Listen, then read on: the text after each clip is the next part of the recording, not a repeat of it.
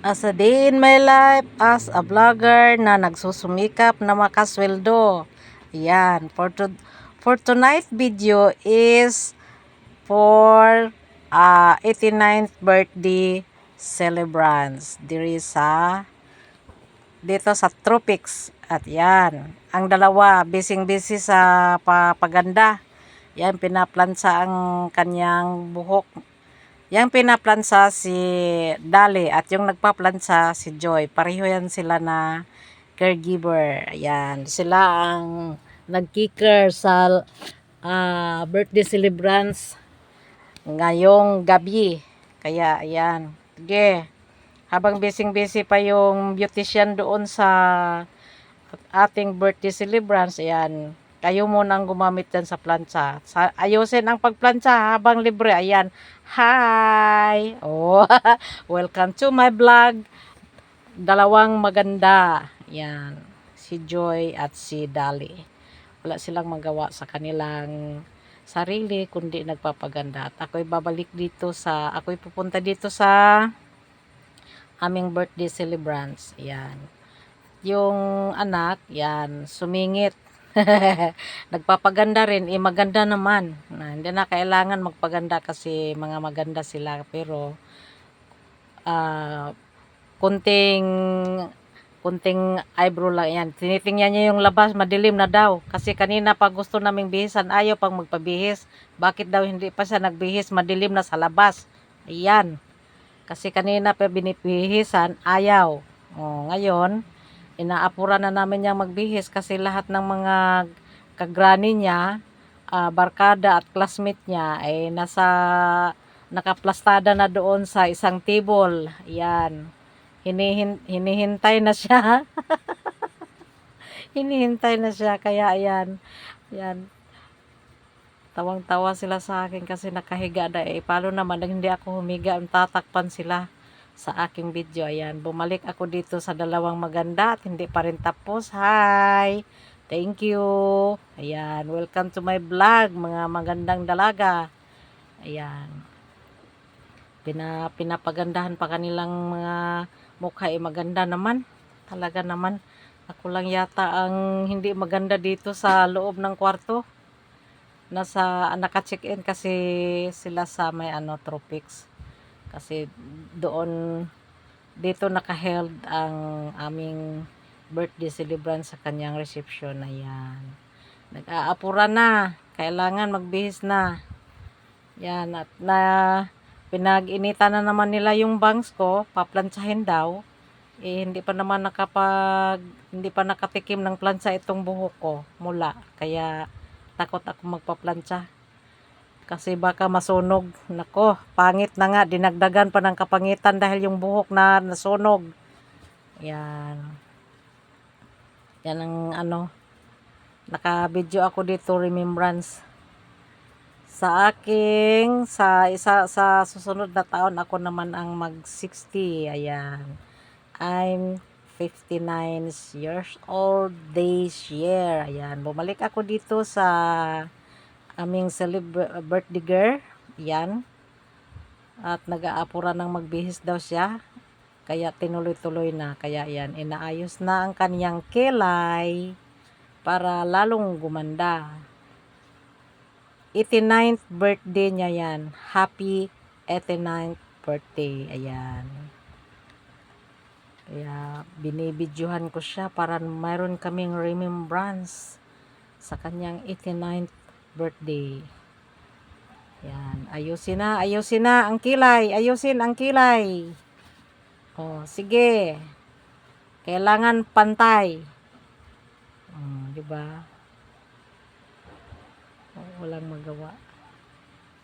Busy ang aming nag-iisang beautician.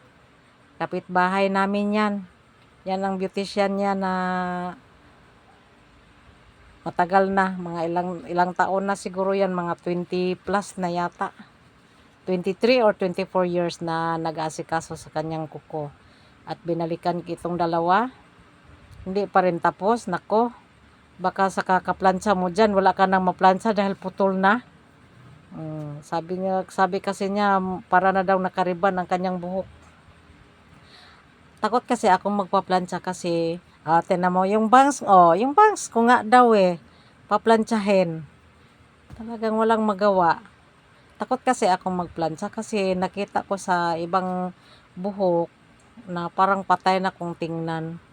Para bang, kung talagang sadya lang bang manipis ang buhok ko kaya tapos sa kanila makapal kaya ang tingin ko parang patay na na buhok, kumakapal. Pero yung talagang makapal talaga siguro yung buhok niya. Yan. Sige, bilisan mo na, Lel, at nandoon na yung mga bisita niya.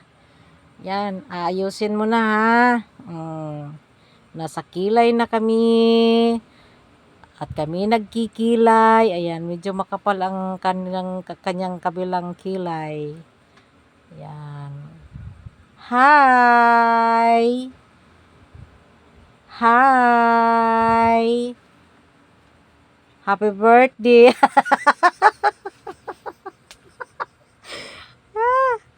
Yan, maganda na. Manipis ang kabila. Kaya sabi ko, dagdagan nyo sa kabila kasi manipis. Kasi yung kilay niya nakatato yan. Kaya sinusundan lang niya yung nakatato. Hindi kaya masakit yung tato, Magpatato kaya ako sa mukha. yung mukhang, parang mukha ng ano bang magandang mukha ipatato. Yan, wala, pinag-initan talaga yung bangs ko. Talaga namang naiinggit sila sa aking bangs na talaga naman. Kasi mula nung ako'y pagkabata, talagang may bangs na ang buhok ko pero hindi nila palagi nakikita kasi kung minsan hindi ko yan pinapalabas. Mayroon na nga akong experience dyan, experience dyan nung ako'y naggupit kasi hindi ko na pinagupit ng iba yan. Ako lang talagang tagagupit niyan mula hanggang sa ngayon. Kaya naka-experience ako yan. Ginupitan ko, nasali yung kilay ko. Sos, nahirapan daw siya sa magsuklay kasi madulas. Kaya, ayan. Inaayos talaga nila yung ko. Tapos pinagdiskitaan din naman ng aking Hawaiian blouse, tanggalin ko daw yung jacket para daw makita yung off shoulder. Ayaw ko. Kasi makikita yung braso ko na parang boksidor. Kaya ayaw ko. Kung sleeveless lang yan, kung spaghetti lang yan, tatanggalin ko yung jacket ko. Kaso, off shoulder kasi, para bang yung manggas niya hindi pa tapos itinahi. Nasa baba yung manggas. Parang hindi pa tapos tinahi. Kaya ayaw ko. Yan, talayan. Hirapan daw siya sa suklay. Kasi ayan, madulas daw kasi yung buhok ko. Hindi niya mahuli-huli sa plancha. Nagdaldal din ako dyan. Sabi ko na nag-ingay din ako dyan kasi baka umabot sa aking noo yung plancha na ko. Umuusok pa naman yung buhok ko. Kaya pinatigil ko na, payaan mo na siyang mahati. Kasi, kaya nahati yan. Hi, thank you. Kasi kaya nahati yan kasi pagkaligo ko kanina, hindi ko yan sinuklay kaagad. Kaya natuyo siya ng walang suklay. Kaya pag ganyan kung yan na, tinanggal na ang kanyang curly. Yan, nag-aapura na yung anak na magbihis na at nandoon na lahat ng mga kagrani niya. Ayan. Maganda na. Lalo nang gumaganda. Sige. Yan, pinakabunso niyang anak niya nagsuot ng pearl sa necklace. Ayan. Diba? Maganda na. Gandang-ganda. Yan. Yan ang pinakabunso niya na kuhang-kuha niya yung mukha ng mama niya. Pag siya tumanda na, yan. Ganyan din ang mukha niya. Nasa bunso ang mukha niya dumikit. Sige, ayusin mo yan, Lel. At gutom na ako. Punta na tayo doon sa reception. Gusto ko nang kumain ng lechon. Gusto na ako niyan, di ba? Ayun. Ang idol niya sa buhok, si Nova Belia. Yung artista na Nova Belia, yan ang ano niya, idol sa buhok. Ayaw niya yung kulot na kulot, kailangan naka-curl lang. Kunting curly, ayan. Yan ang gusto niya. Ayaw kasi na yung makapal ang makeup. Kahit ako, ayaw ko yung makapal ang makeup kasi hindi maganda tingnan para sa akin kasi lalo na pag nag-extend ng pilik mata para ng bakla kung tingnan. Tapos makapal pa ang makapal pa ang makeup. Yung sa kanya mild lang. Yung bang hindi nawawala yung natural na ganda niya sa kanyang face, di ba? Yan ang kanyang kasuotan kasi ang kanilang team ngayon Hawaiian. Kaya yan ang mga suot, mga bulaklakin, di ba? Maganda, 89th birthday. Yan ang 89th birthday. Yan. Ako ang humawak sa bulaklak niya tapos ibibigay ko sa kanya. Tapos ibabalik din niya sa akin. Thank you. Ayan, wala kaming magawang dalawa. Kaya ayan. Ngayon, papunta na kami sa reception. At yan, ang kanyang panganang babae, si Ate Inday. As Jessica. Yan, kanya-kanyang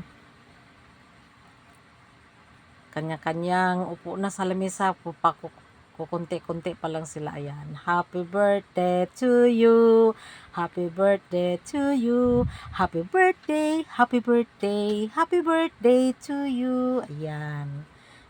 Dahil Hawaiian, kaya mga bulaklakin ang mga kasuotan. At yung iba naman, binibigyan ng Hawaiian flower sa liig. Hindi sila naglalagay ng bulaklak sa room ng kanilang reception kasi kaming lahat daw ang mga bulaklak. Kaya yan ang sa akin violet. Yan, tapos na siyang nag candle blow. Yan, lahat ng mga nandyan, mga bulaklakin ang suot at wala akong magawa sa aking sarili dahil patapos na. Ayan, sa akin na lang lahat ng bulaklak.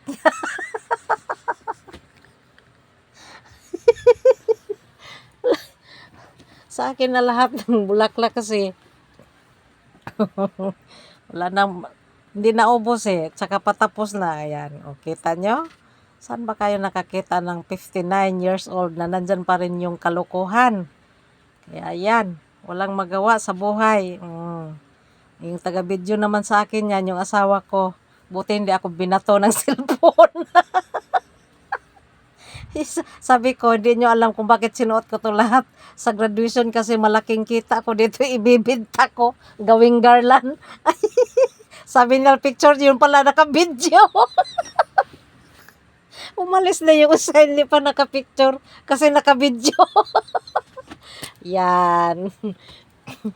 Sa loob kami ng nasa loob ng kanilang kwarto sa tropics. Ayan. Okay.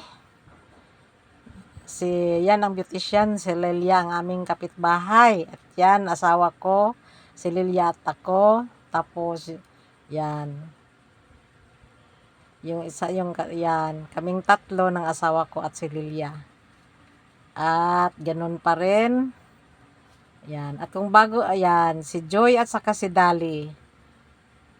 Pagkatabi. At yan ang picture taking sa Linda Cures. Ayan. Kami driver, ako at saka caregiver at beautician. Ayan. At kung bago lang kayo dito sa aking YouTube channel, Mami Okay Ganda, like, share, and comment, and subscribe. At pindutin ang notification bell para updated ko kayo lahat. Bye!